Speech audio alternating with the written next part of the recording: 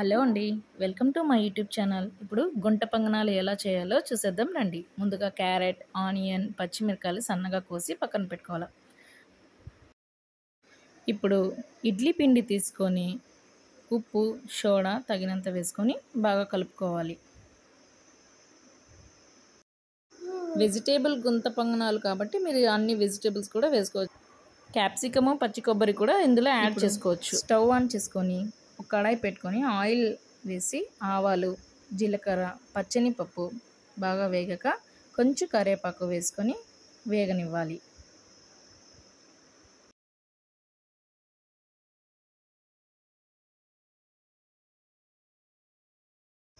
ఇప్పుడు అందులోనే తరిగిన ఉల్లిపాయ, తరిగిన పచ్చిమిరపకాయ కూడా వేసుకొని బాగా వేయించుకోవాలి. ఇప్పుడు అందులోని తగినంత సాల్ట్ కూడా వేసుకొని కొంచెంసేపు వేగనివ్వాలి. ఇడ్లీ పిండి మిగిలినప్పుడు ఇలా చేసుకుంటే చాలా బాగుంటుంది. వెజిటేబుల్స్ అన్నీ యాడ్ చేసుకుంటే బాగుంటుంది. ఇప్పుడు ఫ్రై చేసుకున్న ఆనియన్, పచ్చిమిర్చి అంతా ఈ పిండిలో వేసుకోవాలి. తర్వాత క్యారెట్ తురుము కూడా అందులోనే వేసుకొని బాగా కలుపుకోవాలి. ఇప్పుడు సన్నగా తరిగిన కొత్తిమీర కూడా తీసుకొని ఇందులో వేసి ఇడ్లీ పిండిని బాగా కలుపుకోవాలి.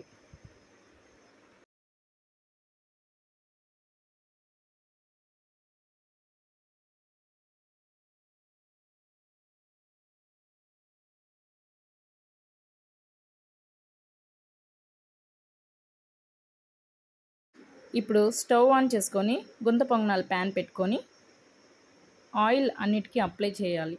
అప్లై చేశాక కలుపుకున్న ఇడ్లీ పిండిని అందులో పోయాలి.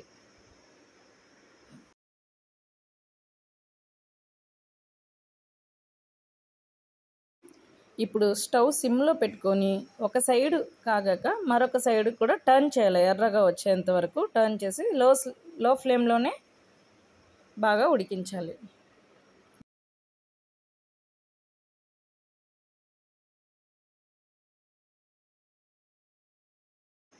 రెండు వైపులా బాగా ఎర్రగా కాలాక ఒక ప్లేట్లోకి సర్వ్ చేసుకొని టెంకాయ చట్నీతోనా లేదంటే టమాటో చట్నీతోనా సర్వ్ చేసుకుంటే రుచికరమైన వెజిటేబుల్ గుంత పొంగనాలు రెడీ.